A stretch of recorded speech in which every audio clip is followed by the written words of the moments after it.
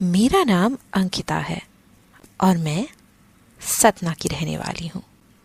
मेरी उम्र 28 साल है और मैं शादीशुदा हूँ। अब तक मेरे बच्चे नहीं हैं क्योंकि मेरे पति को बच्चे करने का मन ही नहीं है और वो ज़्यादातर समय बाहर ही रहते हैं। दिखने में मैं गोरी हूँ और मेरी हाइट है 5 फुट 4 इंच। मेरा फिगर 32, 34, 36 है। इससे आप लोगों को अंदाज़ा लग सकता है कि मैं कैसी लगती हूँ। दोस्तों, ये मेरी पहली कहानी है तो उम्मीद करती हूँ कि आप लोगों को बहुत पसंद आएगी। अब मैं अपनी कहानी में आती हूँ। मेरे घर में मेरे बाबूजी मतलब ससुर, अम्मा जी, सास और मेरे देवर जी रहते हैं। इनके अलावा मेरे पति और मैं तो रहते ही हैं। मेरा देवर अभी बहुत छोटा है और कॉलेज में पढ़ाई कर रहा है। मेरे पति एक प्राइवेट फर्म में मैनेजर है और ज़्यादातर समय उनका बाहर ही बीतता है। जब मैं शादी होकर यहाँ आई थी तब से मेरे बड़े अरमान थे। मैं बहुत ही उदास रहती थी, लेकिन मेरे पति को इस बात से ज़रा भी फर्क नहीं पड़ता था क्योंकि वो हमेशा काम काम और काम ही करते थे और इस काम के चक्कर में कामदेव चुपचाप रह जाते थे।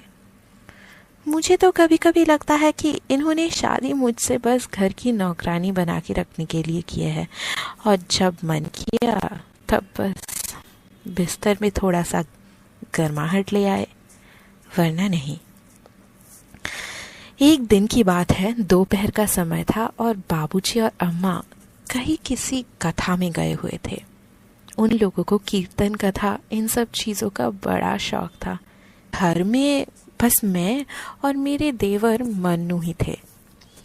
पहले मैं आप लोगों को मन्नू के बारे में बता दूं कि उसकी उम्र है 20 साल। दिखने में काफ़ी हैंडसम है और उसकी शारीरिक बनावट भी बहुत गजब की है। वो घर में ही कसरत करता है। मैं दिन के वक्त खाना बना रही थी और मन्नू नहाते हुए गया था। खाने में नमक डालना था तो उसका डब्बा ऊपर रखा हुआ था। मुझे खुद नहीं पता कि कैसे किसी ने इतने ऊपर रखा हुआ होगा।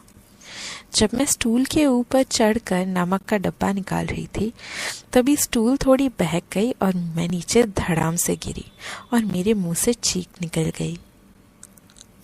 अम्मा हाय, कितना दर्द हो रहा है, मर गई रे, कोई मदद करो मेरी। मन्नू कहा, जल्दी आ रहे हो? मन्नू कहा, हो जल्दी आओ। मैंने उसको आवाज़ भी लगाई।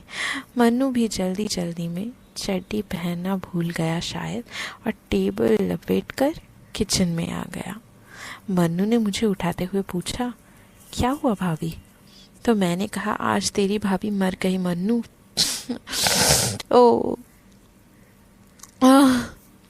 जल्दी से कमरे में लेकर चल, मुझे बहुत दर्द हो रहा है मन्नू। उसने मुझे तुरंत उठाया और मुझे कमरे में ले गया।